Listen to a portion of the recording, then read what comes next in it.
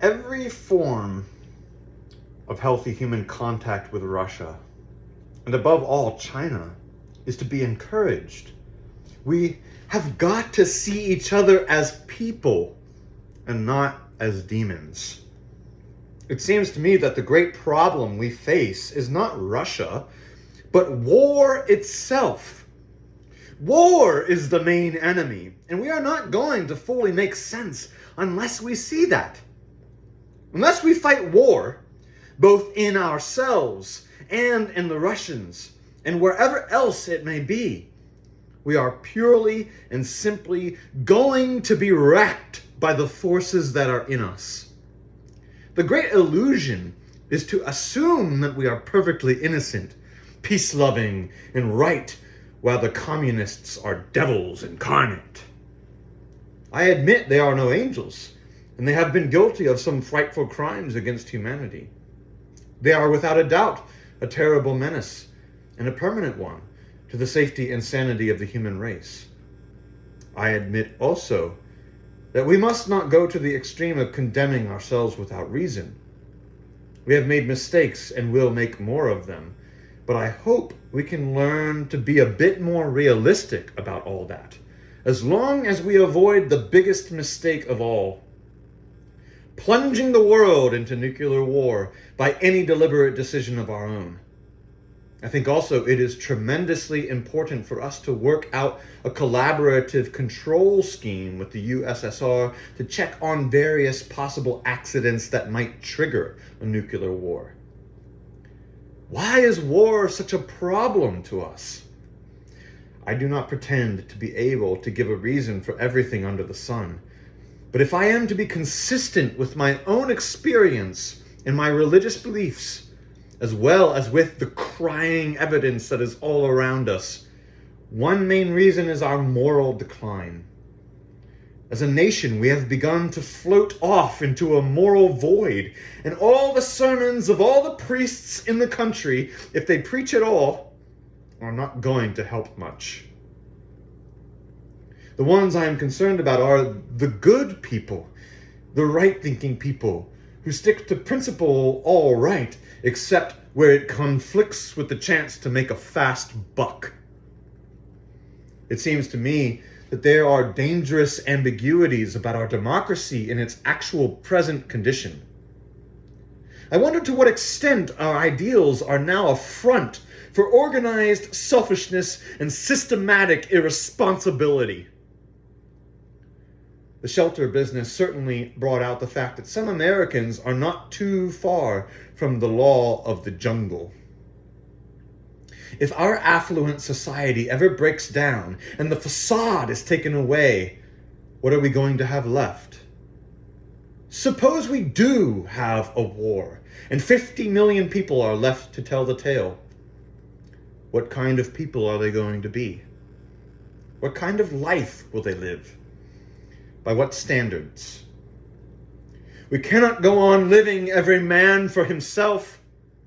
The most actual danger of all is that we may someday float without realizing into a nice, tight, fascist society in which all the resentments and all the guilt and all the messed up teenagers and older ones will be channeled in a destructive groove. This was written in 1961. This may sound pretty awful. You know, of course, that I am not trying to sit back and judge the whole country. These things are in every human being, and they have always been and will be. But I feel strongly that in the condition in which we now live, there is no adequate control for these unpleasant and dangerous forces, and that people are much too ready to give up trying to control them rationally. The president can certainly do more than any one man to counteract this by word and example. By doing everything that can help salvage the life of reason, by maintaining respect for intelligent and humanist principles without which freedom is only a word. There are plenty of wise and sane people in the country, and they are able to articulate.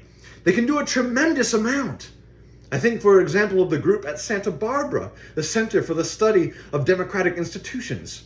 They have done a lot of serious and enlightened work. They can do much more.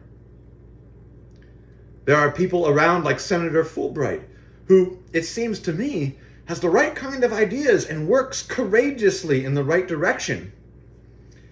But you can't do that without being regarded as a red. The people who fail to see the value of our best liberal traditions and who attack every moderate as a fifth columnist are the ones who are really undermining the country and preparing it for ruin, if anyone is. Anyway, these are not easy times to live in, and there are no easy answers. I think the fact that the president works overtime at trying to get people to face the situation as it really is may be the greatest thing he is doing. Not this president. We're talking about a martyr. We're talking about JFK. Certainly our basic need is for truth, and not for images and slogans that engineer consent. We are living in a dream world. We do not know ourselves or our adversaries. We are myths to ourselves, and they are myths to us. And we are secretly persuaded that we can shoot it out like the sheriffs on TV. This is not reality. And the president can do a tremendous amount to get people to see the facts more than any single person. And yet, he fans the flames. I personally wish the church in America and everywhere was more articulate and definite about nuclear war. Statements of Pius XII have left us some terribly clear principles about this. We cannot go on indefinitely relying on the kind of provisional framework of a balance of terror. If, as Christians, we were more certain of our duty, it might put us in a very tight spot politically, but it would also merit for us special graces from God, and these we need badly. Amen.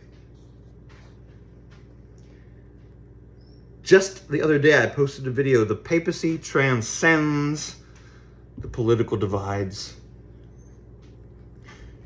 We as believers should be the first to transcend the Republican versus Democrat polarization that we have today.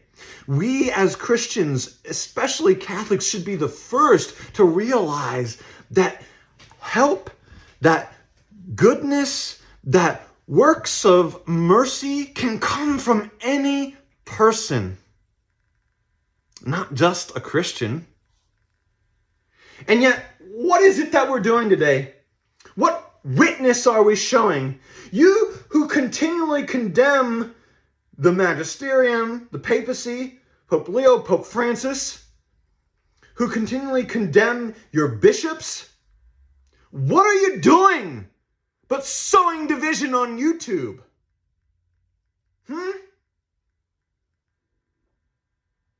How ridiculous. That's not Catholic. That's not Christian. That's Antichrist.